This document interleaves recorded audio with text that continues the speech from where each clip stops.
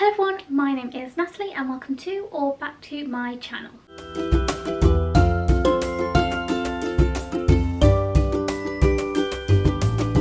So I have been a reader all my life. I absolutely adore reading, but I have discovered reading multiple times in my life, as I'm sure a lot of you have as well. And the first time I discovered reading and discovered I adored reading was when I was around 8 or 9, and there were certain books that I picked up that made me realise how much I loved reading and made me want to go to the library and explore more books and just read everything I could. And today I'm going to be talking about those 5 books that made me a reader. Now, as I said, these are the books that made me a reader when I was like 8 or 9. What I may do is later on I may make videos about other books later on, so into my teen years, into my adult years, that made me rediscover my love of reading.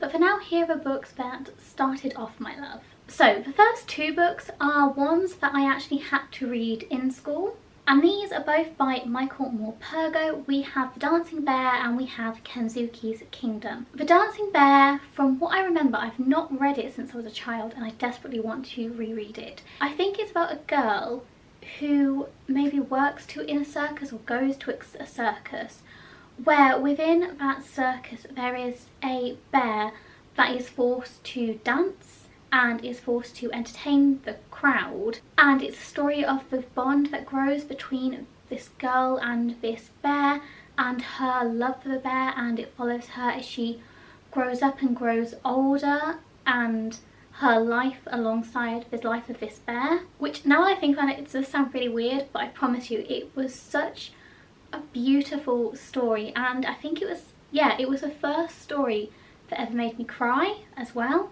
which isn't a good look when you're in class and the teacher is reading out this story to the class and you're just there just like silently sobbing. So yeah, that is the first book. I read it, it was the first book that made me cry, and it was just such a beautiful story.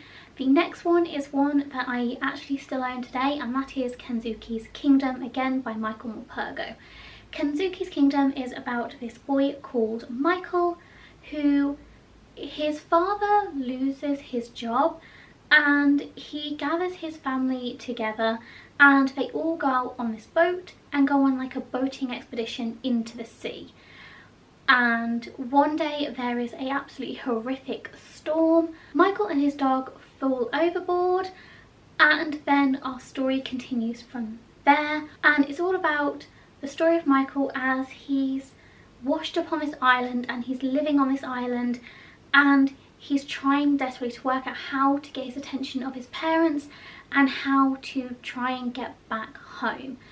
Both of these stories feature animals heavily. In fact, a lot of Michael Morpurgo's stories, if not all of them, have a heavy influence with animals and animal companionship, and I think that's what I really loved about these books when I was a child, is the fact that they were about animals, and I adore animals.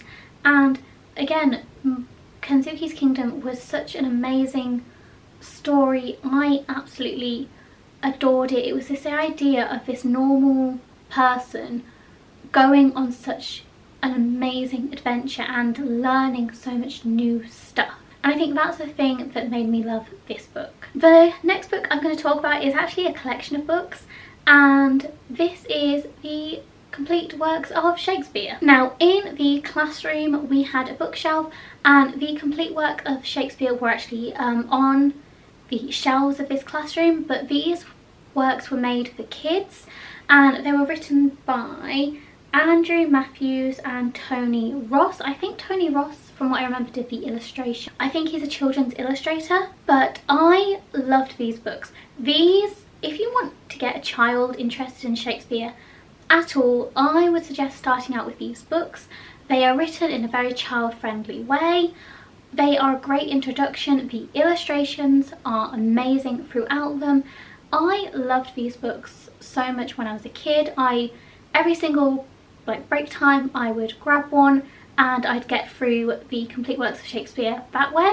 Also, it is good to note, the reason why I wanted to read these so much is I went to a primary school which, for those of you who aren't in the UK, Primary school is for the ages between 5 and 11, and I went to a primary school in Stratford-upon-Avon, which is Shakespeare's hometown. It's the birthplace of Shakespeare, so I was heavily influenced by like my surroundings and growing up in the birthplace of Shakespeare, because at that school Shakespeare was a very heavy influence. Now the next two books I remember going to the library with my granddad one summer and I picked up these two books. One of them was The Secret Garden by Frances Hodgson Barnett. I hope I've got that right. And again, this one I loved. It was the first ever like classic children's books I had read and I loved it. Again, it was the idea of going, you know, finding a secret door and going to a whole new world, you know, and spending time with your friends and growing closer to them, and yeah, I loved this. Also, I grew up in the countryside as well, so reading about all these different flowers and being out and open and out in the countryside really spoke to me because it's what I did a lot as a child.